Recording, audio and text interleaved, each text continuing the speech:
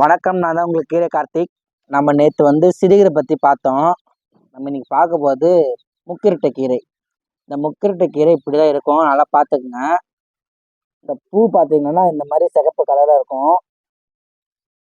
நம்ம இந்த கீரை எங்கே வேணாலும் இருக்கும், வீட்டு பக்கத்தில் இருக்கும், ரோட்டு சைடு இருக்கும். இந்த கீரை ஏதோ ஒரு கீரை நம்ம விட்டு வந்துடுவோம். ஆனால் இந்த கீரை ரொம்ப ரொம்ப நல்ல கீரை. இந்த கீரையில் ஹார்ட் பேஷண்ட்டே சாப்பிட்லாம். அப்புறம் சளி இருக்கிறவங்க, ரொம்ப நாள்பட்ட சளி இருக்கும், இந்த கீரை சாப்பிட்லாம். சுகர் இருக்கிறவங்க இந்த கீரை சாப்பிட்டாங்கன்னா உடனே சுகர் குறையும். இந்த கீரை ரொம்ப நல்ல கீரை, யாரும் விட்டுறாதீங்க. இந்த கீரை உங்களுக்கு கிடைக்கலையானா உங்கள் கீரைக்காரர்கிட்ட சொல்ல அனுப்பிச்சிங்கன்னா கண்டிப்பாக இந்த கீரை கொண்டு வந்து தருவாங்க. இது நல்ல கீரை, பாருங்கள். இந்த கீரை கிடச்சினா கண்டிப்பாக விடாதீங்க. இது பொரியலாவோ இல்லை கடையிலோ சாப்பிட்லாம். இல்லை கலவை கீரைன்னு சொல்லுவாங்க, இந்த கலவை கீரை கூட போட்டு கடையலாம். இந்த கீரை ரொம்ப நல்ல கீரை, விட்டுறாதீங்க, எல்லாம் சாப்பிடுங்க.